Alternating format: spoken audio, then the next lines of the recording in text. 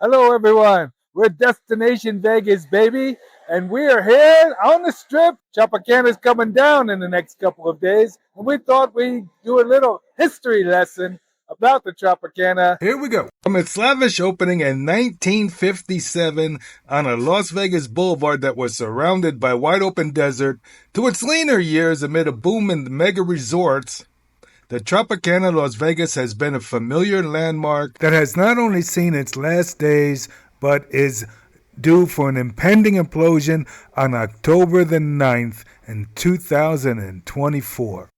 Nicknamed the Tiffany of the Strip for its opulence, the Tropicana cost $15 million to build. It was 3 stories, 300 rooms split into 2 wings. It created a footprint-shaped letter Y. A 60-foot tulip fountain greeted guests at the front when they arrived. There were flags from different countries that lined the casino's entrance. Between the resort's wings was a half-mooned pool surrounded by lush landscaping and towering palm trees. Luxurious at the time, each room had balcony and air condition. The casino's mahogany panels and ornamental decorations screamed of opulence. At the time that the Tropicana was constructed, there wasn't a lot of competition. Already there or about to be there was the Riviera, the Sands Hotel, and of course one of the originals, the Flamingo. This map shows the resorts that were on the Strip in the late 1950s, early 1960s. We have a wonderful museum in Las Vegas called the Mob Museum. The Mob Museum is the source for the next section. Behind the scenes of the casino's openings, the Tropicana had ties to the mob through reputed mobster Frank Costello.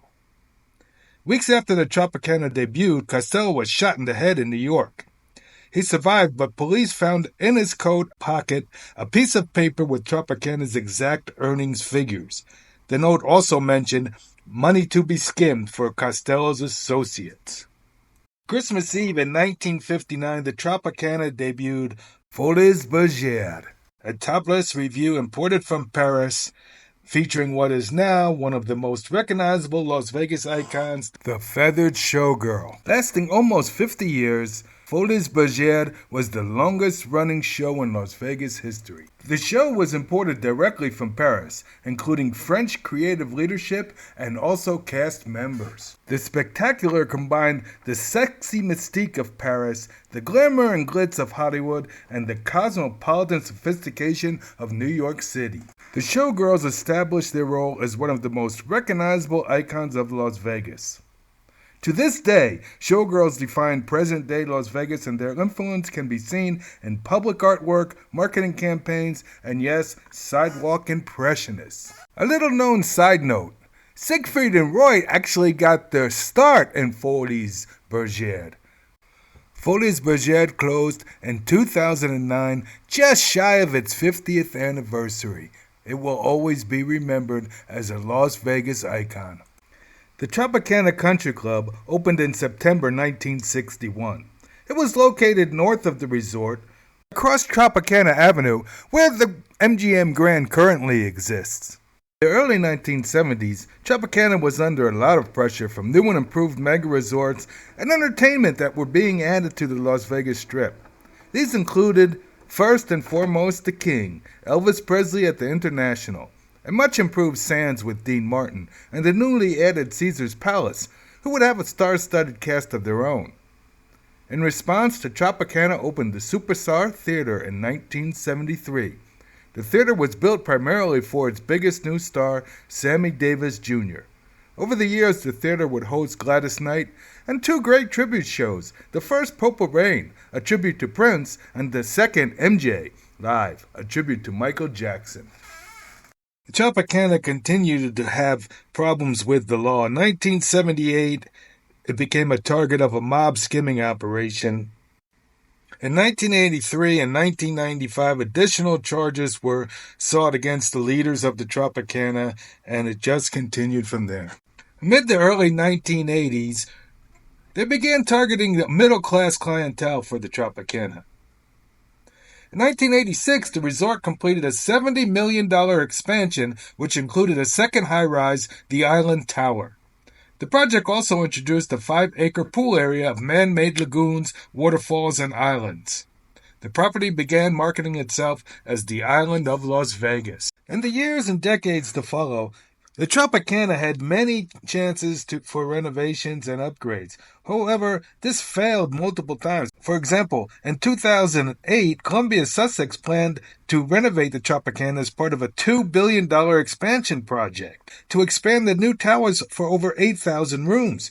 However, the financial crisis of 2007 and 2008 put a stop to this. In 2009, the Tropicana made its first major remodel in nearly 25 years. It added a $180 million South Beach theme to the property.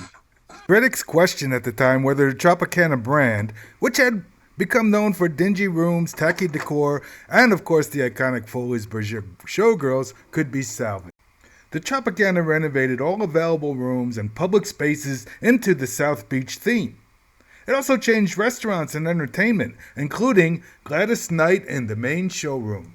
The most expensive addition was the nightclub that was added and attached to the outdoor pool lounge.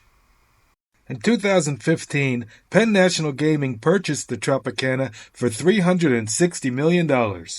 Unfortunately for Penn National Gaming, the COVID pandemic completely erased the prospects and brought upon many financial issues.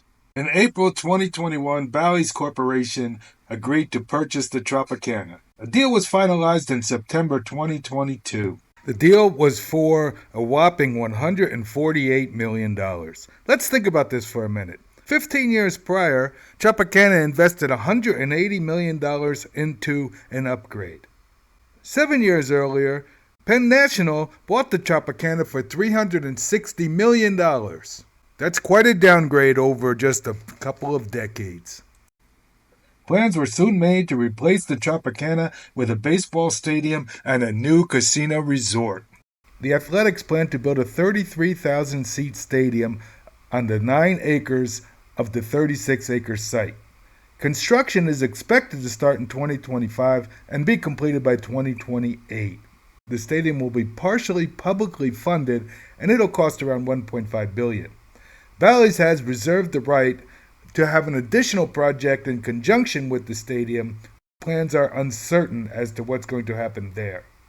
The Tropicana's two 22-story towers are scheduled to be imploded on October the 9th at 2:30 a.m.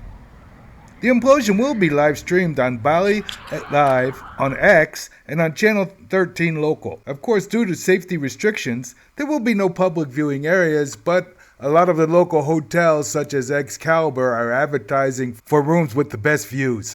Look at those rates jump around the dates of the implosion.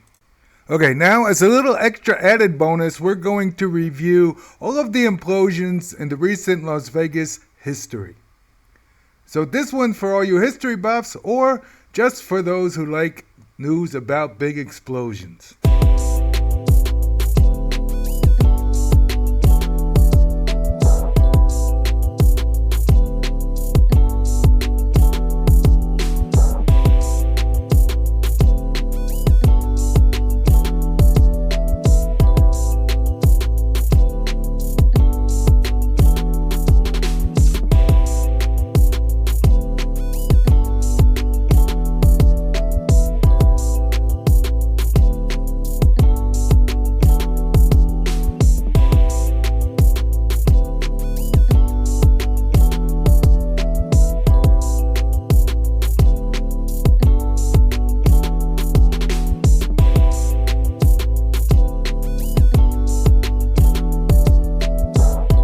Thank you all so much for watching. Please remember to like and subscribe, and also leave a comment telling us what you'd like us to report about.